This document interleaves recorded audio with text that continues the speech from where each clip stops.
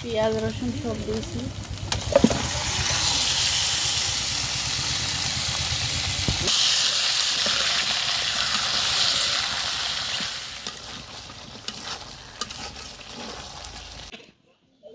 হয়ে গেল মাংসের ঝোল, সেরকম হয়ে গেছে ঝোল।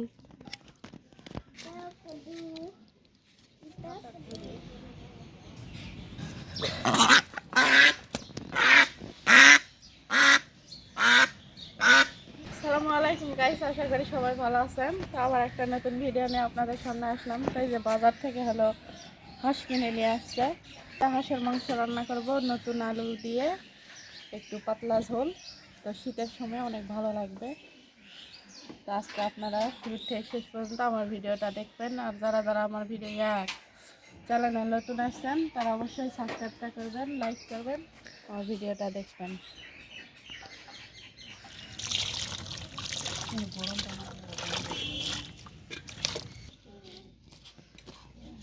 বহুত হচ্ছে শিল গাইছে, হাঁসটার কোনো ঘুটি নাই, প্রায় ওজন 1.5 কেজি, ওই একটু 19-20 হতে পারে, কিন্তু এই তো ভালোই, একদম বেশি। 500 টাকা কেজি একটা হাঁস, যতই ওজন থাক আর না, হাঁস হলেই 500। অনেকদিন ধরে খেতে যাচ্ছিলাম যে একটা হাঁস, এই তো কালকে আনে রাখছিল বাজার থেকে। তো এই যে আজকে জবাই করলাম। নতুন আলু আছে দিয়ে হাঁসের পাতলা করে ঝোল রান্না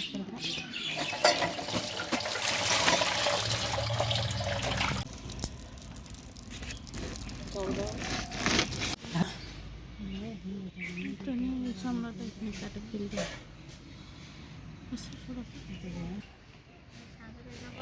হজরে ইনকে তো কি করেন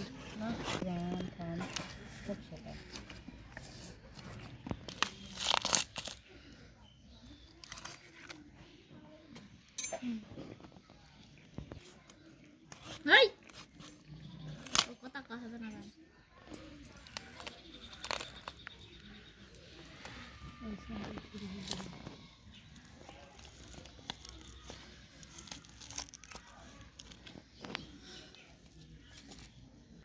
তো এই তো রানের মাংসটাই তো লাল হয়ে লালই দেখাচ্ছে, অনেকটা খাসির মাংসের মতো। হাঁস বড়,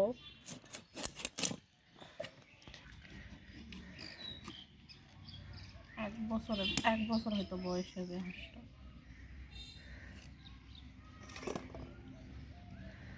তেল হয়েছে এই বছর, আরও তেল হতো, হয়তো ছোট এই কারণে হয়নি, আরও হতো।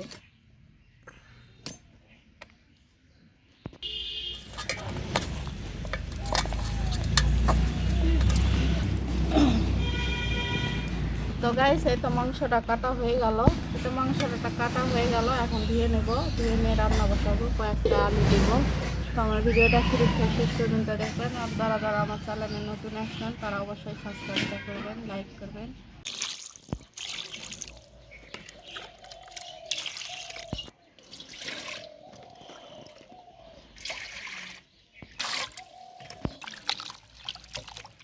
তো এটা হাঁসের মাংস, পরিষ্কার করা লাগবে ভালো করে। এই যে ধুয়ে নিলাম। মাংস হয়েছে 1.5 কেজির মতো। তো ভালোই মাংস হয়েছে, মাংসটাও ভালো পাইছি।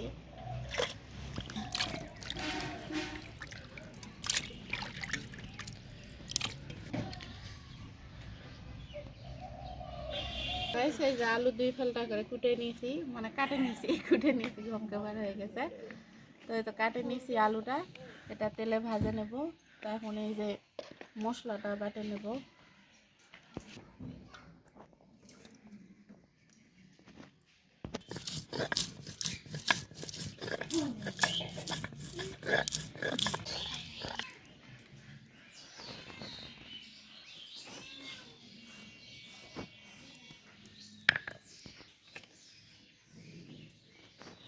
এই যে রসুন বাটা, এটা আদা বাটে, বাটে নিলে এটার একসাথে আর এমনি ঠিকলা করে দিলে ওটা রাখতে হবে।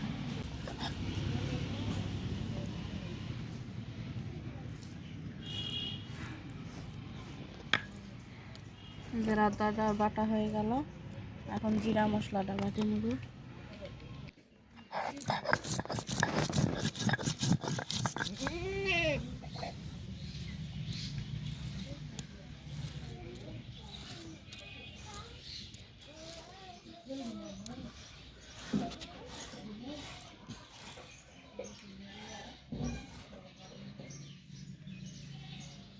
জিরা বাটা হয়ে গেল,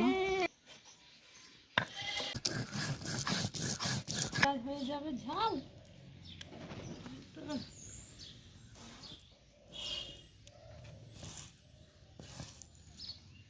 বেশি হবে ঝাল, তো চোখা মখাই তো খাই।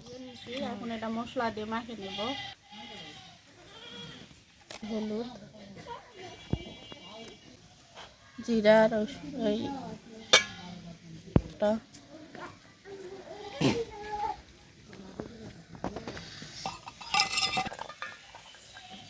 পেঁয়াজ, এই যে তেজপাতা দিয়ে মাখে নেব। একটু তেল দেব।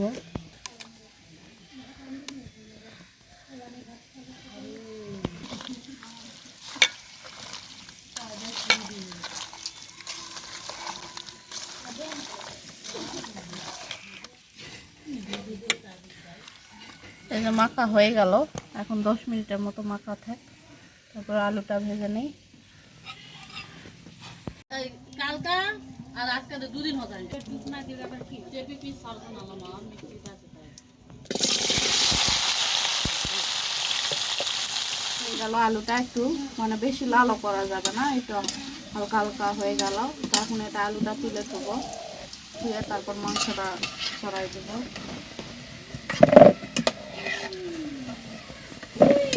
নতুন আলুর হাঁসের মাংস দিয়ে ঝোল, একটু পাতলা ঝোল রান্না করবো।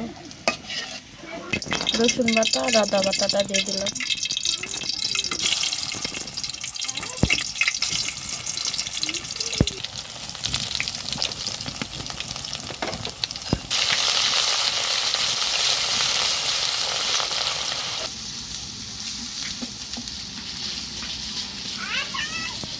এটা এখন দিয়ে দিলাম, পেঁয়াজ রসুন সব দিয়েছি।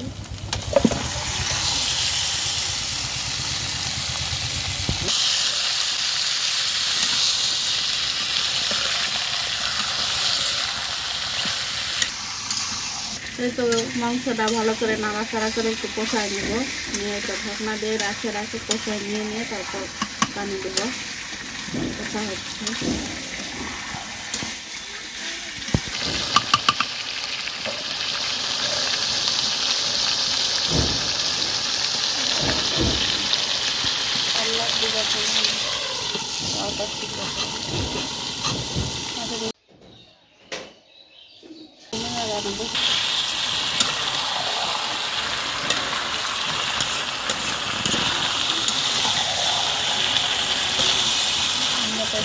ধরা আছে, তবে এসে তো হাঁসের মাংসটা অনেক মনে করেন আগের কাজ হতো, কারণ ওই জন্য হাঁসের মাংস পুরো হয়ে গেছে, তো খাসির মাংসের মতো দেখাচ্ছে। আর খুব সুন্দর মাংস হয়েছে, আর খুব মাংস খুব ভালো হয়েছে। আমাদের হাঁসটা নিয়ে খুব জিতা হয়ে গেছে, খুব ভালো হয়েছে।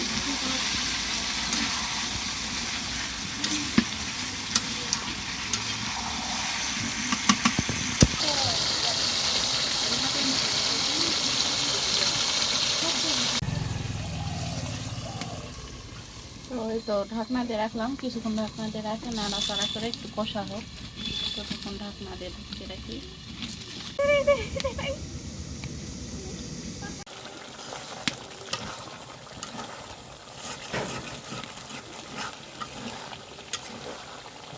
সকালের গুলো আমার তরকারি সাইজে মাংস কষাই নিচ্ছি, হেবি সুন্দর কালার আসছে দেখেন।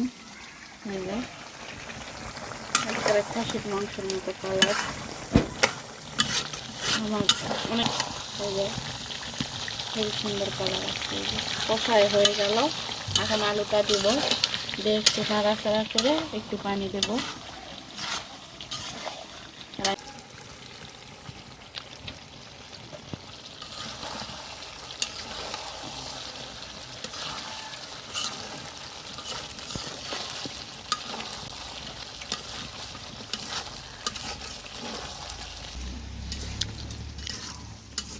সবাই মশলা ভরা আছে, গাবলা ধুয়ে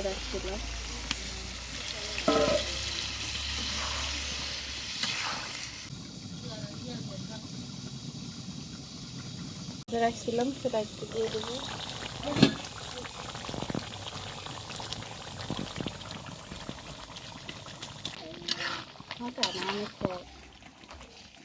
তো আমার এই যে রান্না হয়ে গেল, এখন কড়াইটা নামায় রাখবো।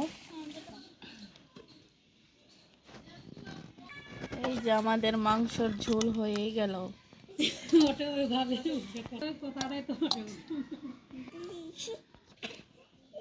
হয়ে গেল মাংসের ঝোল, সেরকম হয়ে গেছে ঝোল।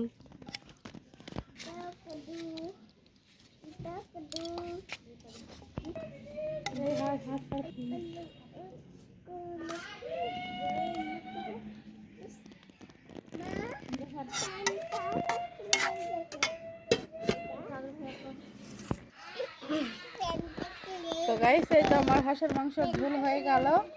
তো আজকের ভিডিওটা এই পর্যন্তই। পরবর্তী ভিডিওতে দেখা হচ্ছে। আমার হাঁসের মাংসটা কেমন রান্না হলো অবশ্যই কমেন্টে জানাবেন। তো আল্লাহ হাফেজ।